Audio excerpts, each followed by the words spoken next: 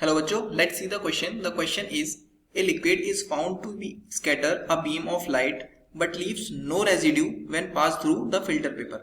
The liquid can be described as. हमें इस question में बोला है कि जब हम किसी एक लिक्विड को क्या करते हैं, एक बीम ऑफ लाइट उसमें से पास करवाते हैं तो क्या होता है, वहां पे लाइट की स्कैटरिंग हो जाती है। लेकिन जब हम उसको एक फिल्टर पेपर से पास करवाते हैं तो वहां पे कोई भी रेजिड्यू नहीं बचता है। तो वो लिक्विड हमारा क्या हो सकता है, ये हमसे इस क्वेश्चन में पूछा है। हमें चार ऑप्शंस दे रखे हैं। ए में हमारा suspension, B oil, C colloidal solution and D a true solution. हमें बताना है कि इनमें से कौन सा ऑप्शन करेक्ट है। चलिए इस क्वेश्चन को सॉल्व करते हैं। अगर हम बात करें इस क्वेश्चन की कॉन्सेप्ट के बारे में, तो हमारा की कॉन्सेप्ट क्या हो जाएगा, यहाँ पे हमारा की कॉन्सेप्ट हो जाएगा properties of colloidal solution. Properties of colloidal solution. अब देखिए हमसे ये बोल रहा है कि लाइट की बीम को स्कैटर करता है ये लिक्विड। सो लाइट की बीम को स्कैटर कौन करता है? अगर हम देखें scattering of light, so scattering of light is an incident. Scattering of light is an incident of Tyndall effect.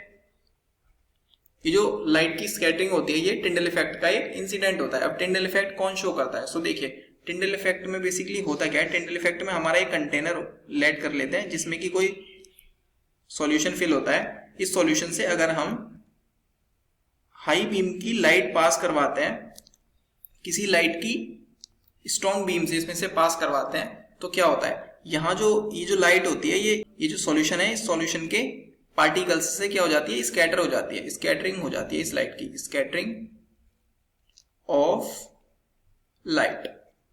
Clear? Scattering of light हो जाती है। इस प्रोसेस को बोलते हैं हम, ये जो यहाँ पे इंसिडेंट हुआ है इस इंसिडेंट को हम बोलते हैं, क्या बोलते हैं, इस इंसिडेंट को हम बोलते हैं टिंडल इफेक्ट। क्लियर? इसको हम बोलते हैं क्या, टिंडल इफेक्ट। अब देखिए हमसे दूसरी बार में इसने बोला है कि ये जब हम इसको फिल्टर पेपर से पास करवाते हैं तो यहाँ पे हमें कुछ नहीं मिलता, कोई रेजिड्यू नहीं बचता।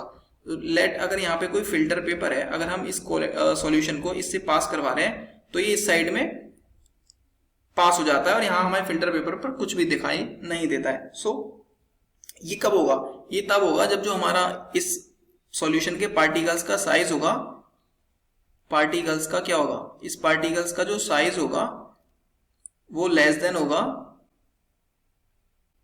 होगा किसके, जो पोर्स है हमारे फिल्टर पेपर्स के, pores of paper. So paper के पोर्स से अगर पार्टिकल का साइज छोटा होगा तब वहां पे हमें कोई रेजिड्यू नहीं मिलेगा। सो इससे हमें क्या पता चल रहा है, इससे हम ये जो हमारे दो तीन हमें कंडीशंस मिल रही हैं, इससे हम पता लगा सकते हैं कि जो हमारा सॉल्यूशन है वो क्या है, वो है हमारा कोलोइडल सॉल्यूशन।